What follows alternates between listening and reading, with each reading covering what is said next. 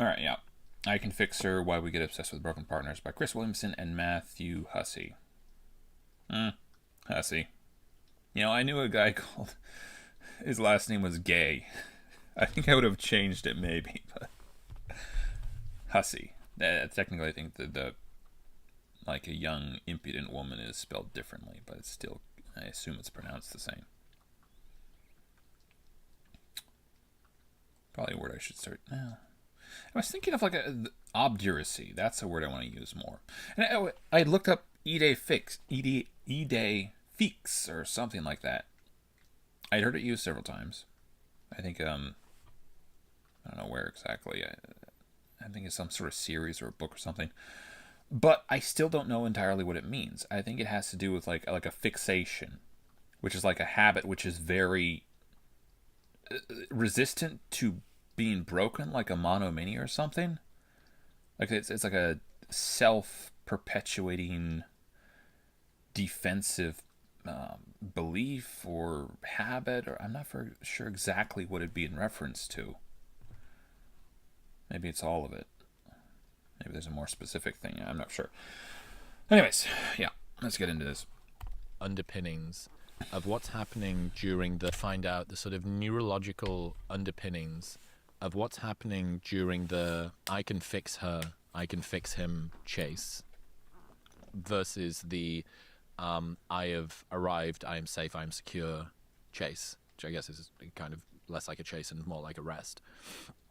Reason being, there's a lot of that sort of cortisol dopamine energy going on of this is a goal, and if I can achieve the goal, I will get a sense of satisfaction. But it's always very rushy. It's always kind of like a high and then a low, and there's whiplash, and it feels a little bit sort of chaotic and ambiguous and unpredictable and uncertain. And that's sure there are high. Well, this is not my area of expertise.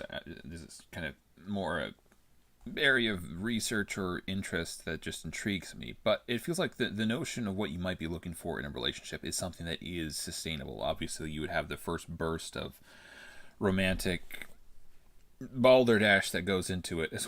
Sorry, that's probably unkind of me. But you have that first very intense experience probably with the other person and getting to know them, and that initial romance that goes on. But then I feel like at some point it would have to turn into something that is like more low key and more something that's more sustainable, right? But they're more like victories than they are true rests. And I would love to work out what the sort of neurochemicals that are driving that are, and I would wager that there will be stuff to do with pursuit and risk and edginess, right? Like adrenaline, epinephrine, norepinephrine, dopamine, as opposed to like oxytocin, serotonin. Well, and there's a weird thing about, I think the notion of dopamine would be that you can't get the same sensation from the same amount of dopamine at the same time every time, right? You have to keep increasing the amount that you need in order to get that same experience.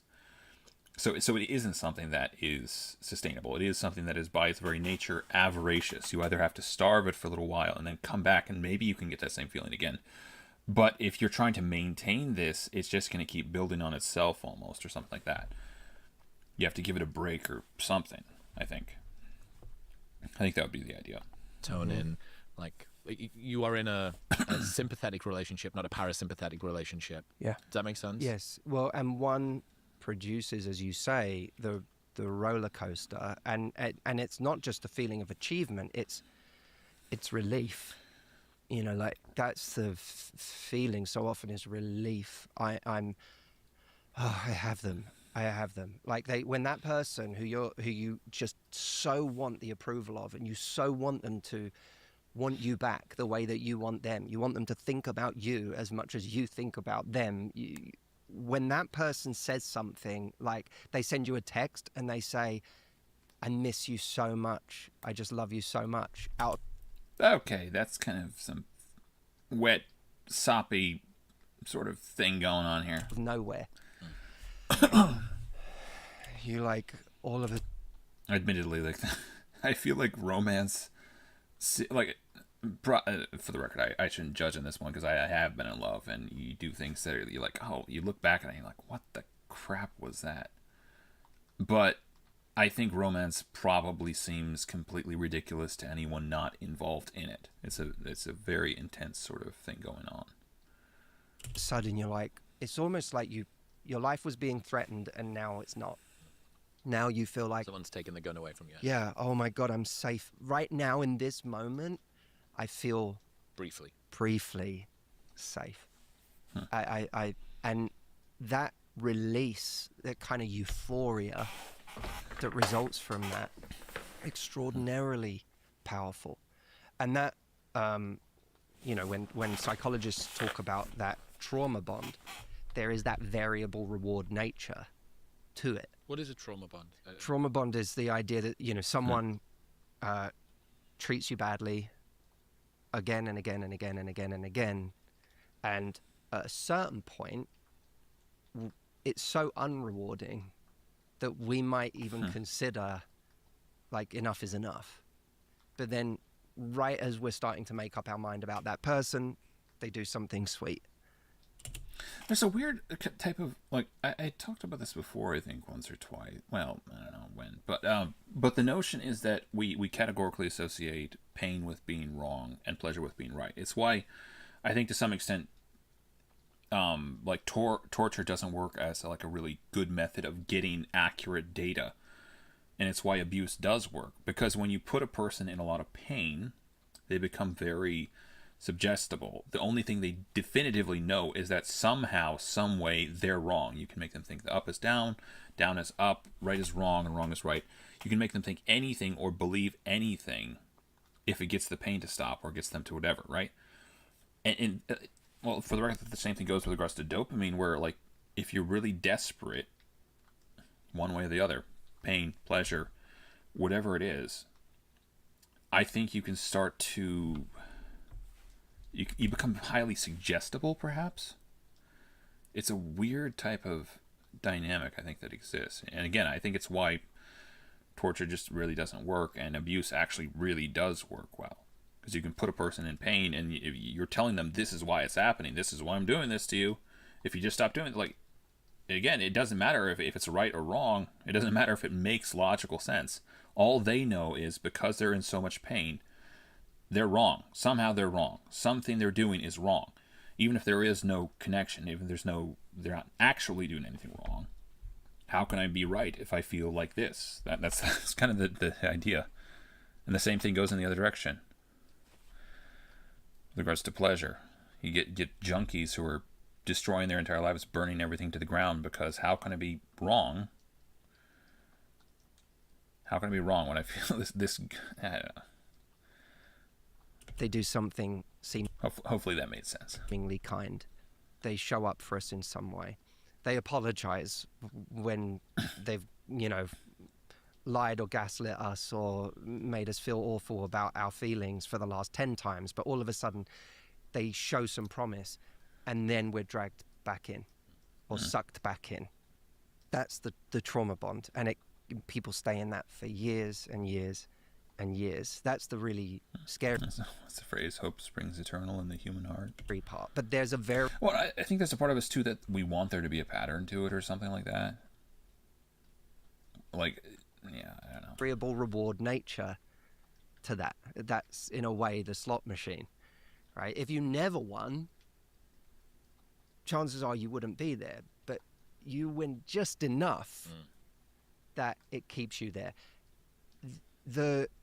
What is it? I think it's called. There's a thing called the near miss fallacy. That might be part of it as well. Kind of safety that healthier, more slow release energy relationships produce is a different kind of feeling. And I sometimes, when I see, there's like certain Instagram content out there you see of people who are like, I'm just waiting. There was one I saw the other day from a guy who was like, I'm just waiting until, I'm not going to settle. I'm not going to do this. I'm not going to do that. I'm waiting until it's magical. I'm waiting because love is, I'm not going to settle for love that isn't magical, for love that isn't this, love that isn't that. And the more he spoke, the more, for me, What? I don't know. it didn't feel like the version of love that tends to be enduring, that tends to be genuinely make people happy. It felt that's I guess maybe what I was going to talk about. It feels like a lot of people where they're looking for somehow in a romantic relationship, which I don't think is maybe entirely wrong, but they're looking for something that's like freakishly intense as an experience, something that's so intense it makes you forget everything else that ever existed, right? That again, it's maybe not necessarily bad, but it's not what you're going to feel for the rest of that relationship in your life. Like that intense experience is not, in my mind, sustainable. Like it isn't maybe what you actually, it's not regular, it's not reliable, it's not, I don't know, that would seem to be the case anyway. to me like a kind of justification for constantly waiting for that feeling. And I think we get, like, in some ways these arguments get pitted against each other. Like, it's either you find someone that is stable and healthy and it's kind of boring and you settled a little bit, but whatever, or you find someone who's exciting and it's passionate and it's magical and it makes you miserable.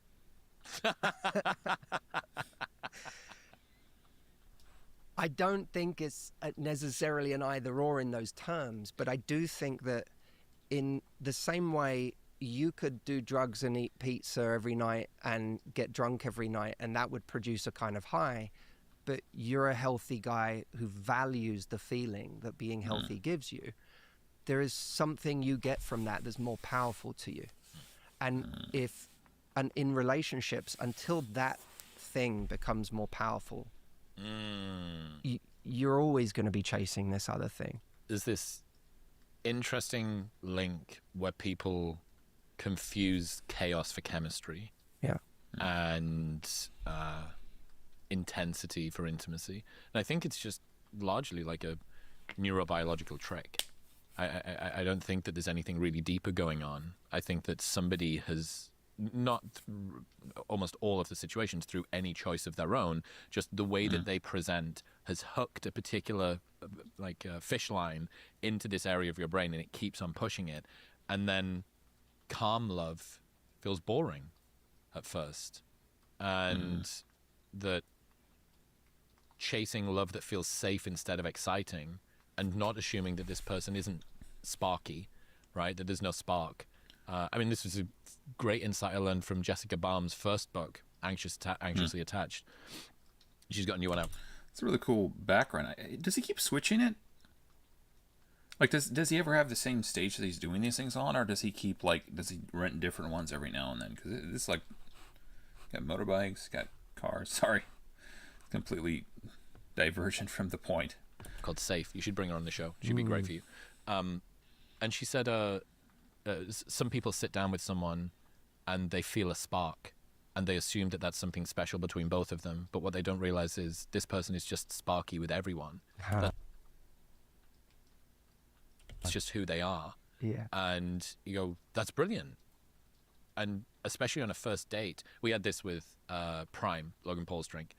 For instance, allow me to blend two worlds you didn't think I was going to blend today. I'm the waiting. Beverage industry and like intimate connection. Prime optimized for first sip, and we did a ton of taste testing on a lot of different drinks. And there were some drinks that have your like tolerance for them over time. Diet Coke is a great version of this. Like you take your first sip and it's satisfying, but the real key to Diet Coke and all of the Coke line is that you can keep drinking it and you really never get sick of it. There are other drinks that you optimize for the first sip.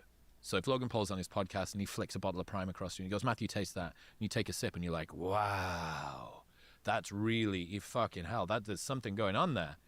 But after you get halfway through the bottle, you're like, might be a little bit, this is getting a little bit sort of sickly. And by the time you finish, you're like, I don't really want to. That's honestly, for me, that's most snacks. There was also like a theory I was thinking of. It has to do with the notion that, like, I think it was what he was talking about too. It has to do with the notion that you mistake some things for intimacy when they really aren't. Where you can, in theory, have like what would be maybe a genuine romantic or, a genuine connection with another person, which is more like subdued perhaps, versus like serendipitously timed mania that is, biologically inspired. Like you happen to meet someone and you happen to be attracted at each other. You happen to be attracted at each other, not with each other. You happen to be attracted at each other at the same time. It's pure luck. There's no genuine connection there. It's just you happen to be infatuated with the other person at the same time the other person is infatuated with you. That can happen unilaterally, or it can happen bilaterally, or it can happen to someone who you like and who likes you, or it can happen to someone who doesn't like you at all, or it can happen to someone who likes you and you don't like them at all. But I don't think that type of infatuation is necessarily indicative of something more meaningful or something deeper. Sorry to harsh your buzz, maybe if you're in that situation. Like, they've certainly balanced some of the flavors better than others, but for some of them it's like, whoo. And maybe if you're a 12, right, like your palate is slightly different. No, sorry, I was talking about snacks. Yeah, it feels like a lot of snacks these days, I'm not overly enamored with them. It's like the flavors are just like, they're like a cheap magic trick where they're just slapping you in the face with the most extreme, over-the-top flavors. Actually, I kind of like my own cooking better these days. To mine. I think the same thing is true with partners, that there are some who optimize for the first sip up front, and you're like, oh, this is so, it's thrilling. I'm on a roller coaster. And you're like, yeah, like being on a roller coaster is cool until you can't get off. There are so... Well, I was thinking of like a comparison between like this and summer camp. Like the notion, well, for the record, I've never actually gone to summer camp, but you go to similar things where you have like this experience that's like really crazy because you've gone on vacation somewhere or you're going to this place to visit or something, and it's intense because it is this isolated incident. But if you live there for any length of time, you would have to settle into a more regular pattern, right? And there's maybe a little bit of a parallel there in that type of situation. So many ways that we get it wrong with that mind trick that you just talked about. And actually it's the key to getting over it. That's the great part. Understanding that it's a kind of trick of the mind is the key to not overvaluing that first feeling you get with someone. This is just, oh, hello brain, you're doing that thing again. You're doing as opposed to imbuing some, karmic, existential, transcendent value onto this person. And they're doing a thing that... Well, and again, I've said this before. Yeah, wow. Arrogant little bastard. No, but the notion would be that the issue is very rarely observation, I tend to think. It's more an issue of interpretation. That's where the problems arise in life. Everyone's looking at the same stuff in theory. It's just a question of how they rationalize it. How do they substantiate it or, make it fit into their worldview.